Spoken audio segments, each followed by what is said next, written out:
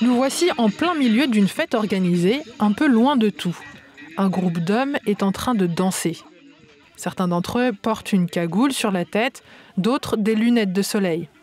La plupart d'entre eux se déhanchent torse nu. Ils dansent à l'intérieur d'une mine à ciel ouvert. Cette musique, c'est le famo, un genre musical populaire local. Des fêtards dans leur petite bulle d'allégresse, sauf que l'on voit des hommes brandir des armes à feu. Nous sommes dans une mine illégale en Afrique du Sud, à 160 km de Johannesburg.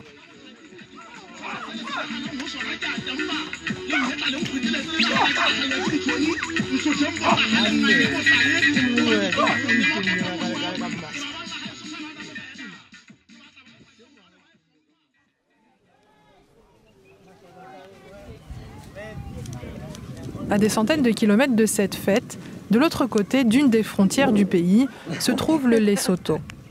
Dans ce pays, il existe plusieurs localités presque exclusivement peuplées de femmes et d'enfants que ces hommes ont laissées derrière eux.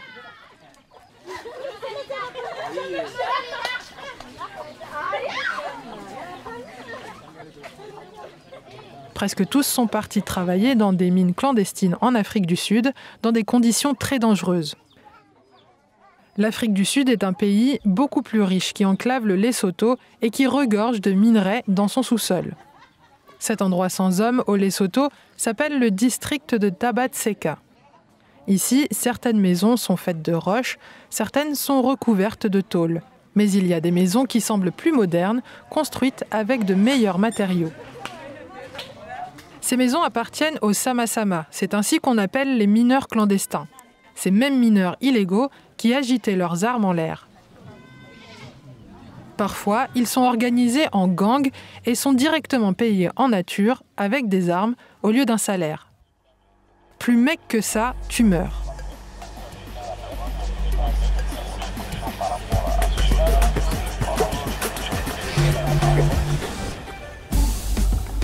Bonjour et bienvenue dans ce nouvel épisode de Dans la tête des hommes. Je m'appelle Arwa Barkala et dans cet épisode, on vous emmène au Lesotho, pays enclavé en Afrique du Sud, à la rencontre des mineurs au destin contrarié par les obligations familiales. Dans la tête des hommes est le nouveau podcast d'Euronews qui interroge les masculinités dans les sociétés et les familles. Dans ce nouvel épisode, nous nous apprêtons à rencontrer les Banaba Mamai Nara, les hommes de la nuit, les mineurs lesotans.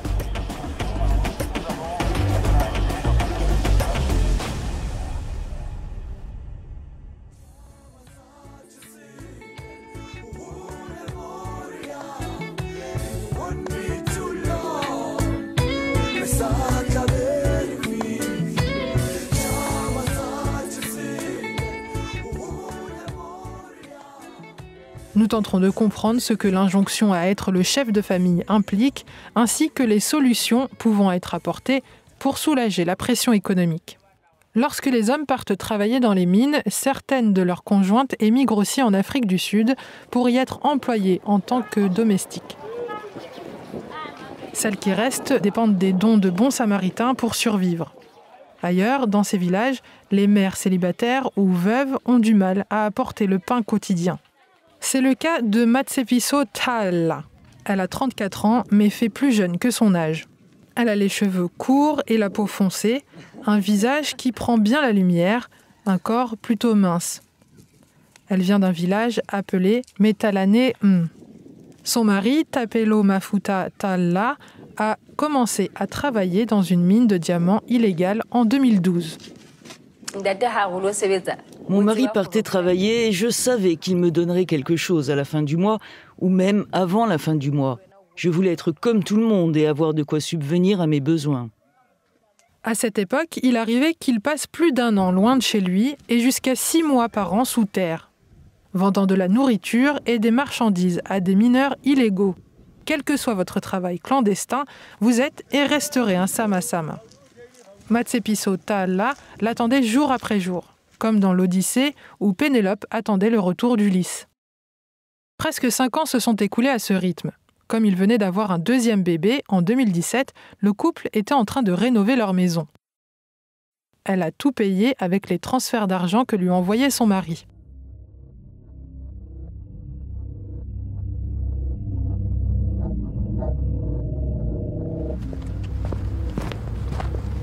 Et puis un jour, le 4 décembre 2017, alors qu'elle louait une petite maison à Maputo, une petite ville au nord du Lesotho, elle vit arriver un ami proche de son mari. Je me souviens que j'allaitais mon nourrisson quand il est arrivé, m'appelait-il au loin. Senki est le surnom d'enfance de Matsepiso. Ça l'intriguait qu'il l'appelle ainsi. Je lui ai dit oui, il était saoul, il boit beaucoup. Et il m'a dit, t'es au courant qu'ils ont tiré sur Mafuta, ils l'ont tué. « 13 balles. On m'a dit qu'il avait reçu 13 balles. »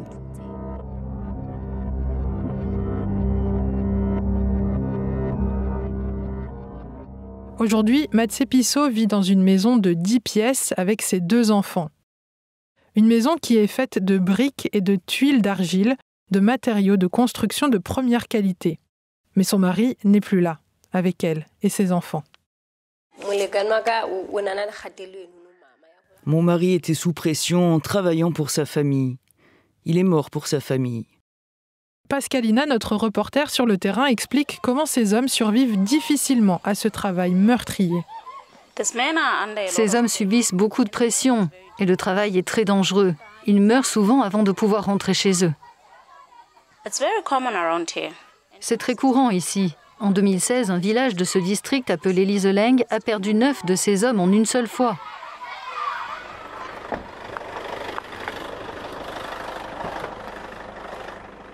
« 14 villageois de Hanoko, une commune voisine, ont subi le même sort. Mosheshwe Moeletsi a perdu quelqu'un là aussi. Il aura 60 ans en mars.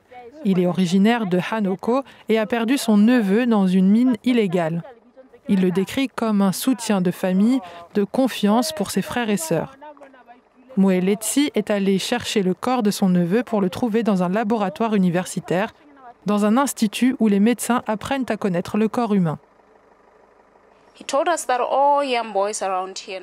Il nous a dit que tous les jeunes garçons ici ne cherchent plus un emploi sûr et formel après avoir terminé leurs études. Ils vont tous dans ces mines illégales. Il a 2 fils et il craint qu'ils ne suivent ce chemin aussi. J'ai peur qu'ils partent. Les garçons seront toujours des garçons. Et ils seront peut-être intéressés pour travailler dans le Zamazama, quand ils verront que d'autres gagnent beaucoup d'argent. Le jeune, qui est chauffeur de taxi, travaille pour un Zamazama. Les gens se moquent généralement de mon fils d'avoir travaillé pour quelqu'un d'autre, au lieu d'aller là-bas pour gagner plus d'argent pour lui-même. Des discussions comme celle-ci peuvent le pousser à y aller.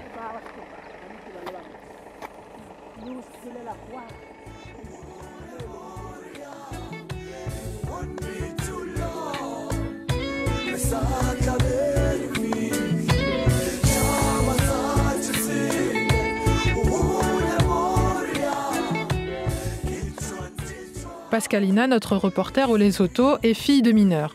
Pour cette raison, cette histoire a une place particulière dans son cœur. Mon père a commencé à travailler dans les mines en 1969. À l'époque, il n'avait que 22 ans. Habituellement, il rentrait à la maison une fois par mois, mais d'autres années, il nous rendait visite pendant un week-end tous les 6 mois. Je me souviens avec beaucoup de tendresse que nous avions l'habitude d'attendre que mon père frappe à la porte jusque tard dans la nuit. On était impatients de voir quel cadeau il allait nous ramener. Outre nos collations habituelles qu'il achetait dans les magasins, il achetait un lait en poudre spécial qui n'était servi que dans les mines. Seuls les enfants des mineurs avaient accès à ce lait, spécial, doux. Nous avions une sorte de fierté d'avoir quelque chose de spécial auquel les autres enfants n'avaient pas accès. Pascalina se souvient que tant que son père travaillait dans les mines, il y avait toujours de la nourriture sur la table. Avant 1996, lorsqu'il a pris sa retraite dans les mines, la vie était globalement bonne pour elle et sa famille. Avant cela, nous ne manquions de rien. Il y avait toujours de quoi manger à notre faim, de l'argent pour les frais de scolarité, les soins médicaux, les vêtements et d'autres choses nécessaires à la vie familiale. Et quand il a pris sa retraite, pendant au moins 1 an, nous n'avons pas senti la différence car il avait épargné. Mais l'année suivante, en 1997, ce fut plus difficile pour ma famille. Voir mon père rester à la maison était déchirant parce qu'il ne savait que travailler dans les mines.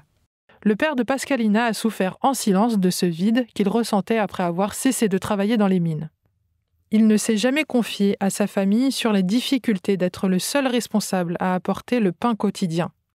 Il est normal que les hommes du monde entier ne parlent pas de leurs faiblesses. C'est ce que pense le professeur Johanna Sirda, auteur d'une étude de 2019 sur la pression d'être le soutien de famille. Pour elle, on ne parle pas assez du problème. Je pense que ce serait beaucoup plus sain si les hommes parlaient également du stress qu'ils pourraient ressentir en tant que seul soutien familial, et ce serait en quelque sorte une ouverture à cette conversation. Vous vous souvenez des 5 hommes que nous avons rencontrés dans la première partie de cet épisode, à l'ombre des arbres?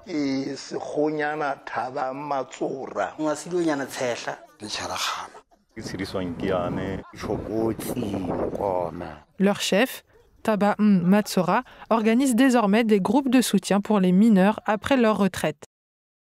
Bien qu'ils soient des hommes grands et forts, ils accomplissent l'un des travaux les plus difficiles. Les mineurs sont quotidiennement confrontés à la violence. Vivant en milieu fermé, avec des dizaines d'hommes pendant des mois, ils souffrent des coups de pression psychologique, mais aussi de harcèlement et de violences sexuelles. Mais ce qui se passe dans les mines reste dans les mines. La plupart des anciens mineurs ne se sentent pas à l'aise pour partager ce genre d'expérience, ni leur sentiment de honte ou la conviction que ce qu'ils ont dû endurer les rendent moins hommes qu'ils ne le sont. Voici ce qu'en dit Taba Matsora. On pense qu'il y a des sujets qui ne devraient pas faire l'objet de discussion, parce qu'à dire vrai, personne ne devrait les subir. S'ils reviennent ou refusent de travailler dans les mines, leur famille les rejette. Ne pas être capable de subvenir aux besoins de la famille, c'est être un moins que rien. Si l'argent vient à manquer, quel genre d'homme êtes-vous? Sans cette capacité de générer des revenus, Taba dit que les hommes se transforment en garçons de troupeau dans leur famille. Ils sont une charge, complètement émasculés aux yeux de leurs femmes.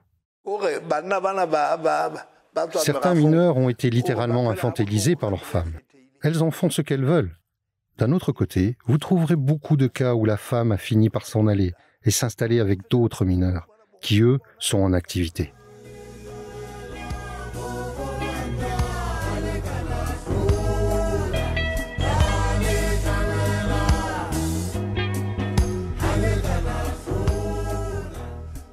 Heureusement, ces hommes ne sont pas pour autant des laissés pour compte. Mamoromi Letlailana est secrétaire général de l'association des ex-mineurs de Maseru, la capitale du Lesotho. Elle a mis sur pied des groupes de soutien pour les ex-mineurs à travers le pays. Elle les encourage à se libérer du proverbe populaire lesothan « Comme un mouton, les hommes ne pleurent pas ». Quel proverbe cruel que de dire comme un mouton, l'homme ne pleure pas. Cela me fait mal parce que dans la plupart des cas, les hommes ne partagent pas leur peine. Dans la plupart des cas, les hommes ne diront rien, même s'ils sont blessés. Cela les prive de la possibilité d'être aidés en cas de besoin. Pour elle, la solution viendra de cette fraternité qu'ils se construisent en tant que mineurs. La plus grande aide qu'ils puissent recevoir, c'est de se rendre dans leur communauté et de s'adresser à elles lors de rassemblements publics. Nous avons aidé les hommes en formant uniquement des groupes de soutien d'hommes pour leur donner un espace sûr pour partager leurs problèmes et voir comment ils peuvent les surmonter. Et cela m'a beaucoup aidé. Et s'ils rencontrent des problèmes dans la famille, ils les partageront lors des séances de groupes de soutien.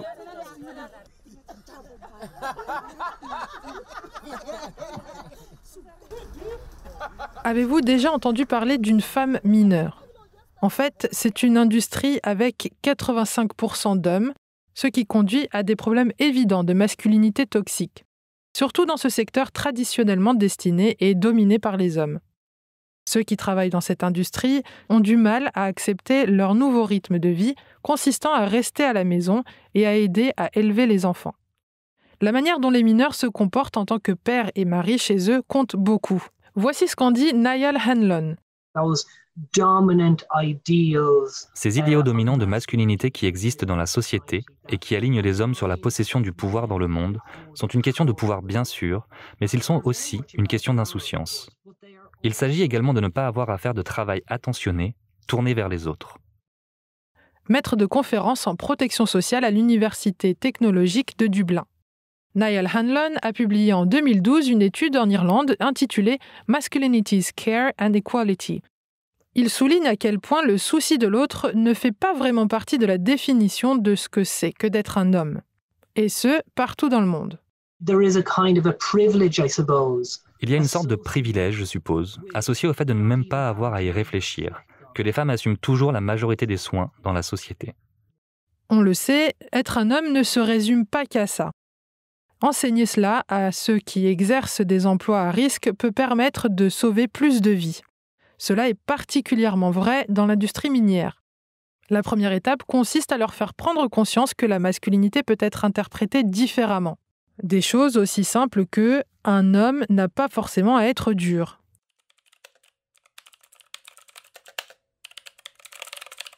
Dean Laplonge est spécialiste des dynamiques de genre dans les secteurs à dominante masculine.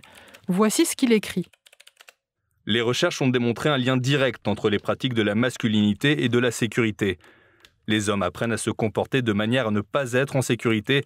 Ils sont encouragés à faire des choses censées les rendre forts et invincibles au péril de leur vie. C'est ainsi que les hommes se révèlent être de vrais hommes selon ces mêmes codes. L'industrie minière peut donc améliorer encore son bilan en matière de sécurité en entraînant des changements dans la manière dont ses employés masculins pensent et vivent leur genre. Pour ce qui est du Lesotho, les problématiques de masculinité se posent enfin grâce à des groupes de soutien qui apprennent aux mineurs à parler de leurs expériences.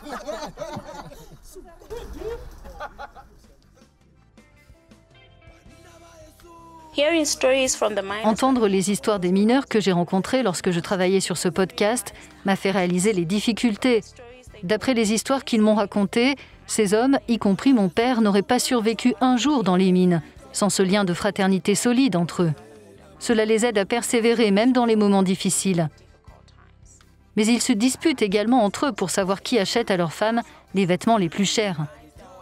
Un peu de compétition n'a jamais fait de mal à personne, disent-ils.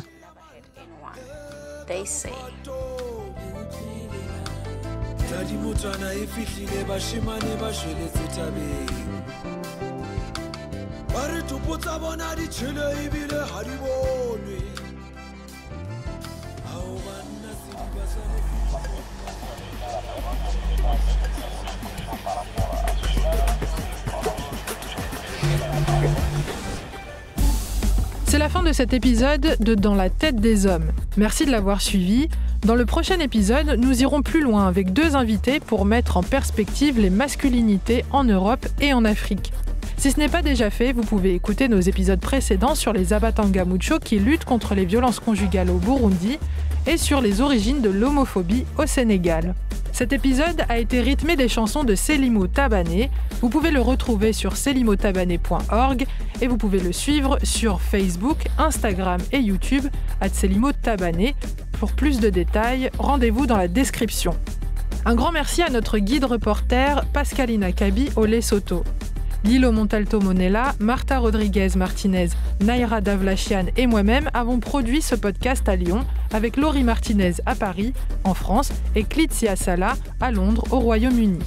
Le design a été produit par Studio Ochenta, le thème musical est de Gabriel Dalmasso.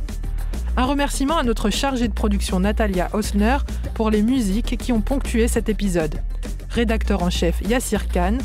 Pour plus d'informations, rendez-vous sur euronews.com/dans la tête des hommes. Suivez-nous sur Twitter @euronews_fr et euronews_French sur Instagram. Vous pouvez écouter ce podcast sur Castbox, Spotify, Apple Podcast et sur toutes vos applications préférées. N'oubliez pas de mettre 5 étoiles et faites-nous part de vos commentaires. Vous pouvez nous faire part de votre expérience et de votre vision de ce que c'est être un homme aujourd'hui en utilisant le hashtag Dans la tête des hommes. Ce podcast est disponible en anglais, ça s'appelle Cry Like a Boy.